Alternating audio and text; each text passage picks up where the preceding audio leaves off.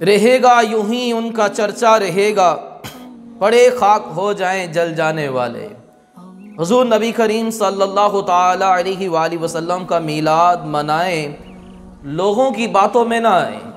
اللہ قرآن مجید میں ارشاد فرماتا ہے قُلْ بِفَضْلِ اللَّهِ وَبِرَحْمَتِهِ فَبِذَلِكَ فَلْيَفْرَحُوا، کہ محبوب آپ کہہ دو کہ جب تم پر میرا فضل ہو، میری رحمت ہو، تو چاہیے کہ یہ لوگ خوشی کریں۔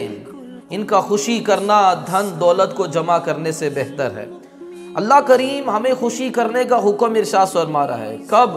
جب رب کا فضل ہو، جب رب کی رحمت ہو۔ حضور سے بڑھ کر بھی کوئی رب کا فضل ہے؟ حضور سے بڑھ کر بھی کوئی رب کی رحمت ہے؟ وَأَمَّا بِنِعْمَةِ رَبِّكَ فَحَدِّثْ، اللہ تبارک و تعالیٰ ارشاد فرما رہا ہے میری نعمتوں کا چرچا کرو۔ صحابی کہتے ہیں محمد النعمت الکبریٰ، اللہ کی تمام نعمتوں میں سب سے بڑی نعمت، نعمت عظمیٰ ذات مصطفیٰ صلی اللہ تعالیٰ علیہ وآلہ وسلم ہے۔ تو میرے محترم اسلامی بھائیوں، نبی کریم صلی اللہ تعالیٰ علیہ وسلم کا جشن ولادت منانے والوں کو اللہ جنت و نعیم عطا فرمائے گا۔ محدث ابن جوزی رحمۃ اللہ تعالیٰ علیہ فرماتے ہیں حضور کی ولادت کی خوشی یہ جہنم سے رکاوٹ بن جائے گی۔ تفسیر روح البیان میں اسماعیل حقی رحمۃ اللہ تعالیٰ علیہ نے لکھا ہے کہ جس جگہ پر حضور صلی اللہ علیہ وسلم کا میلاد ہوتا ہے اس جگہ پر 1 سال تک رب کی رحمت کا نزول ہوتا ہے۔ اپنے گھر میں محافل کریں، شریعت کے دائرے میں رہ کر گھر میں رحمتوں کا نزول ہوگا۔ تم کرو جشن ولادت کی خوشی میں روشنی، وہ تمہاری گور تیرا جگمگاتے جائیں گے۔ جب تلک یہ چاند تارے جھل ملاتے جائیں گے تب تلک جشن ولادت ہم مناتے جائیں گے۔ حضور کا میلاد منائیں، لوگوں کی باتوں میں نہ آئیں۔ آج کل اس طرح کے بیانات اور میسیج آنا شروع ہو چکے ہوں گے کہ حضور کا میلاد صحابہ نے نہیں منایا، صحابہ نے نہیں منایا۔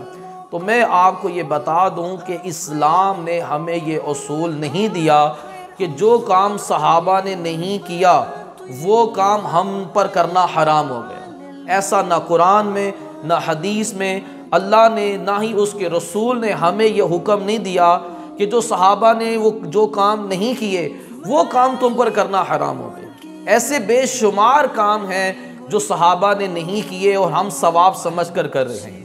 صحابہ کرام علیہ رضوان نے مسجدوں میں محراب نہیں بنائے، مینار نہیں بنائے، گنبد نہیں بنائے۔ صحابہ کرام علیہ رضوان ہر سال خانہ کعبہ کا غلاف تبدیل نہیں کیا کرتے تھے۔ صحابہ کرام علیہ رضوان جو ہے وہ قرآن پاک کے جو رحمانی قاعدے، نورانی قاعدے، مدنی قاعدے نہ انہوں نے بنائے نہ انہوں نے پڑھائے۔ آج پوری دنیا کے اندر جو ہے وہ مدنی قاعدہ، رحمانی قاعدہ، نورانی قاعدہ یہ پڑھایا جاتا ہے۔ تو ایسے ہزاروں کام ہم وہ کر رہے ہیں جو صحابہ نے نہیں کیے، لیکن یہ ایک شریعت پر افتراء ہے، تہمت ہے کہ صحابہ نے میلاد نہیں منایا تو میلاد منانا بدعت ہو گیا۔ معاذ اللہ ثم معاذ اللہ۔ صحابہ کرام علیہ رضوان نے بھی میلاد منایا، لیکن نبی کریم صلی اللہ تعالیٰ علیہ وسلم کا میلاد منانے کا ان کا انداز اور تھا، ہمارا انداز جو ہے وہ اور ہے۔ لیکن ہمارا انداز کو شریعت سے ٹکراتا نہیں ہے۔ اگر ہمارا انداز شریعت سے ٹکرائے گا تو ہمارا میلاد منانا حرام ہو جائے گا۔ تو شریعت کے دائرے میں رہ کر میلاد منایا جائے، یہ کار ثواب ہے، یہ جنت میں لے جانے والا عمل ہے، یہ جہنم سے بچانے والا عمل ہے۔ حضور کا میلاد منائیں، لوگوں کی باتوں میں نہ آئیں۔ اب یہ 12 ربیع الاول کو حضور کی ولادت نہیں ہوئی، 12 ربیع الاول کو حضور کی وفات ہوئی۔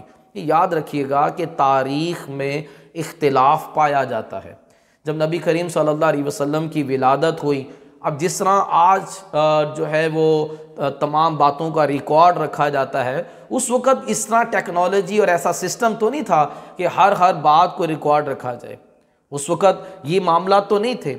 اب اختلاف ہے بے شمار، کسی نے کہا 12 ربیع الاول کو ولادت ہوئی، کسی نے کہا 9 کو، کسی نے کہا 8 کو، کسی نے کہا 7 کو، کسی نے کہا کہ محرم الحرام میں ہوئی۔ مختلف قسم کے اقوال ہیں، اور جمہور اس طرف، میجورٹی اس طرف آئی ہے کہ 12 ربیع الاول کو ولادت ہوئی۔ تو ہم نے کب کہا کہ جس کو اگر 7 کو سمجھ میں آتا ہے کہ 7 کو ولادت ہوئی ہے تو 7 کو منا لے، جو 8 کو سمجھ میں آتی ہے 8 کو منا لے، جو محرم میں سمجھ میں آتی ہے اس کی محرم کو منا لے۔ ہم تو سارا سال حضور کا میلاد مناتے ہیں، لیکن میجورٹی اس طرف گئی ہے، ایک جمہور کے 12 ربیع اول کو حضور کی ولادت ہوئی، تو خصوصیت کے ساتھ پوری دنیا کے اندر 12 ربیع اول کو جو ہے وہ ایک میلاد منایا جاتا ہے۔ اور رہی بات کہ 12 ربیع اول کو حضور کی وفات ہوئی، تو آپ سب جانتے ہیں کہ کسی کے فوت ہونے پر 3 دن سو کرنے کا حکم ہے، اس سے زیادہ کا حکم نہیں ہے۔ اب ہم ہر سال حضور صلی اللہ علیہ وسلم کی وفات کا غم کریں، شریعت ہمیں اس کی اجازت ہی نہیں دیتی، تو ہم کیوں غم کریں؟ ہمیں شریعت نے خوشی کرنے کا حکم دیا ہے، غم کرنے کا حکم نہیں دیا۔ تو زندہ ہے واللہ، تو زندہ ہے واللہ، میری چشم عالم سے چھپ جانے والے۔